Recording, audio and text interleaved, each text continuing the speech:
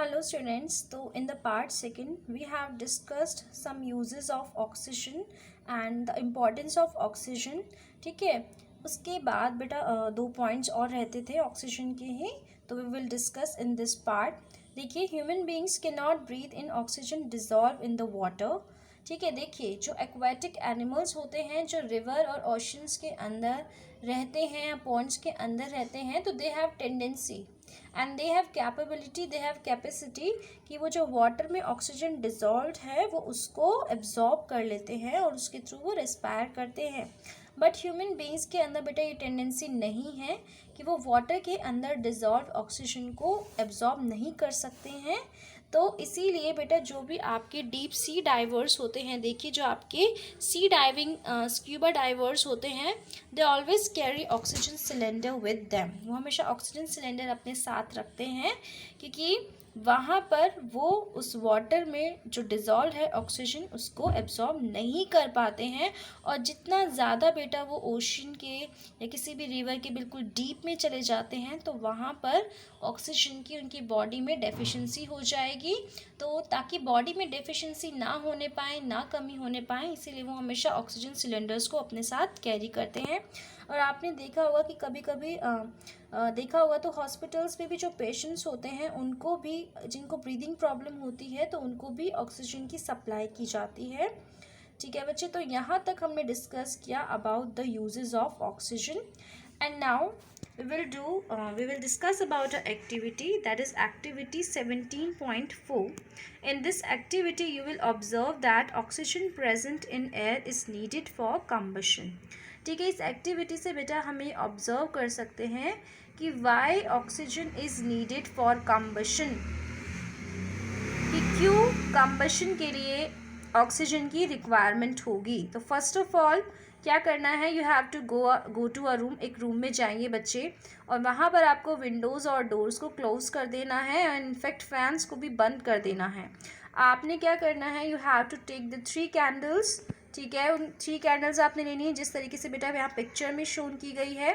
उनको आपको लाइट करना है. ठीक है, उन्हें जला देना है with the help of match stick and उन्हें इस तरीके से बेटा इक्वल डिस्टेंस पर मतलब एक दूसरे को रख दीजिए. यहाँ पर take 1 250 ml beaker and 1 500 ml beaker. तो यहाँ पे आपने क्या किया बच्चे, जो फर्स्ट कैंडल थी उसके ऊपर आपने 250 ml का बीकर आपने इसको कवर कर दिया.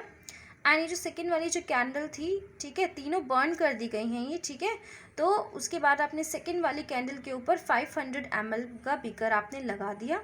ठीक है, जो थर्ड वाली जो कैंडल थी उसके ऊपर आपने कुछ भी कवर नहीं किया, कोई भी बीकर आपने नहीं रखा है. तो अब आपको ऑब्जर्व करना है व्हाट विल हैपन नेक्स्ट. ठीक है, तो यू विल ऑब्जर्व दैट कि जो फर्स्ट कैंडल आपने कवर की थी, जिसको आपने 250 ml बीकर से आपने कवर्ड किया था, तो सबसे पहले it will goes off first, यानी ये बुझ जाएगी आफ्टर सम टाइम. उसके बाद जो सेकेंड कैंडल आपने कवर की थी विद अ 500 ml बीकर, कुछ टाइम बाद वो भी बेटा बुझ जाएगी. बट जो थर्ड कैंडल थी डैट वाज अनकवर्ड, जो कि अनकवर्ड थी, वो कंटिन्यू बर्न करना स्टार्ट रहेगी, यानी कि दैट मीन्स वो बर्न करती रहेगी, वो बुझेगी नहीं. तो अब इसका रीज़न क्या है बच्चे, कि देखिए जब आपने इसको बीकर से कवर्ड किया तो क्या होगा, जो इस बीकर के अंदर जितनी भी थोड़ी बहुत एयर प्रेजेंट थी तो वो इस कैंडल ने बर्निंग के दौरान उसको यूज़ कर लिया. ठीक है, क्योंकि ये 250 ml था, साइज़ इस बीकर का थोड़ा स्मॉल था, तो इसी वजह से इसमें कुछ एयर ही ट्रैप हो पाई थी. वहीं जो ये बीकर 500 ml का था, ये थोड़ा साइज़ में लार्ज था, तो इसने थोड़ा सा ज़्यादा एयर को ट्रैप कर लिया था. बट ये जो थर्ड कैंडल थी जो अनकवर्ड थी, इसके पास ऑक्सीजन की सबसे ज़्यादा सप्लाई थी, सबसे ज़्यादा ऑक्सीजन की प्रेजेंस इसके पास थी, इसी वजह से कंटिन्यू इसने बर्न करती रही. The candle used the oxygen present inside the beaker for burning. ठीक है, जब इन बीकर्स के अंदर जितनी भी ऑक्सीजन थी वो सब यूज्ड अप हो गई, तो उसके बाद वो जो फ्लेम थी वो बुझ गई. बट थर्ड कैंडल जो अनकवर्ड थी उसके पास रेगुलर ऑक्सीजन की सप्लाई होती रही, that why it's continue to burn.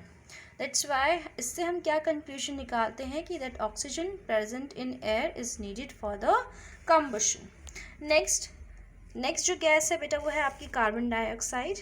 Atmosphere के अंदर कार्बन डाइऑक्साइड प्रेजेंट है 0.03% की कंसंट्रेशन में। एंड आपको भी पता है कि हम ह्यूमन बींग्स और जो एनिमल्स हैं या ठीक है जितने भी लिविंग ऑर्गेनिजम्स हैं वो क्या रिलीज़ करते हैं, कार्बन डाइऑक्साइड।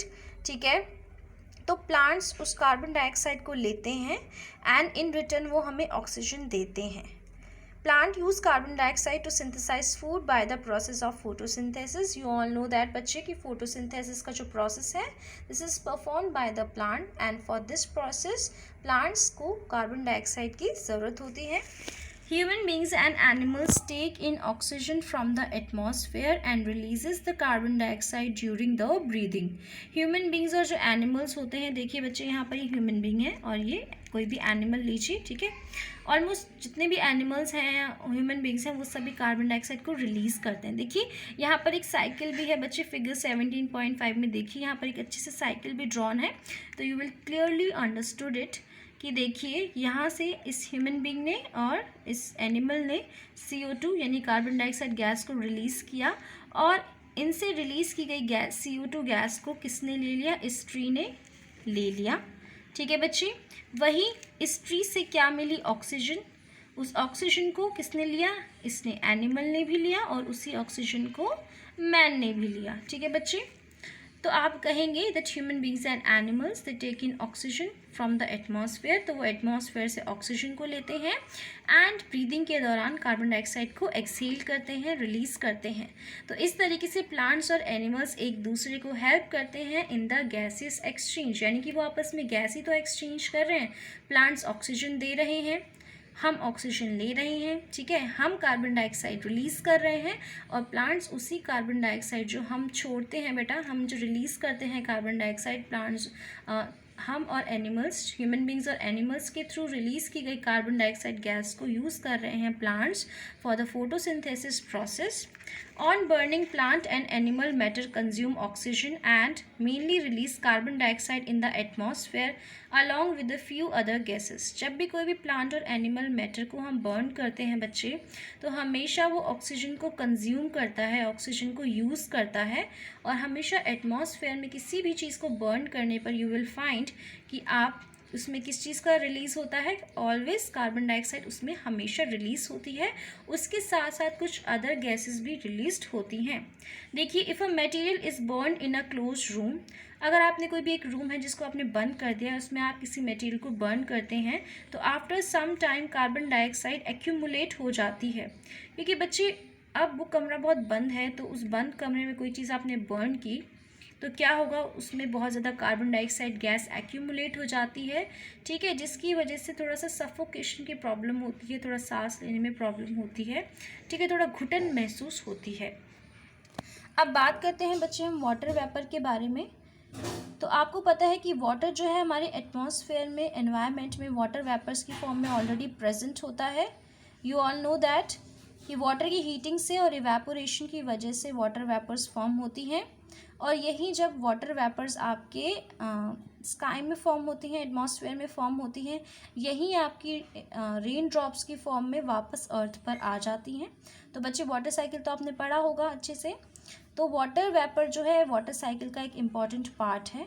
जैसे ही वाटर वेपर आपके कूल सरफेस के कांटेक्ट में आती हैं, वाटर वेपर जो एयर में प्रेजेंट होते हैं वो कंडेंस हो जाते हैं, ठीक है। कंडेंसेशन प्रोसेस पता है आपको, जब वाटर वेपर लिक्विड फॉर्म्स में कन्वर्ट हो जाते हैं, ठीक है। जो कोई भी वाटर सोर्स से आपकी वाटर्स वेपर फॉर्म हुई और वो कूल सरफेस के कांटेक्ट में आ जाने पर लिक्विड ड्रॉप्स में कन्वर्ट हो जाती हैं एंड उसकी वजह से आपकी रेन ड्रॉप्स फॉर्म होती हैं। नेक्स्ट बच्चे हम नेक्स्ट पार्ट में डिस्कस करेंगे।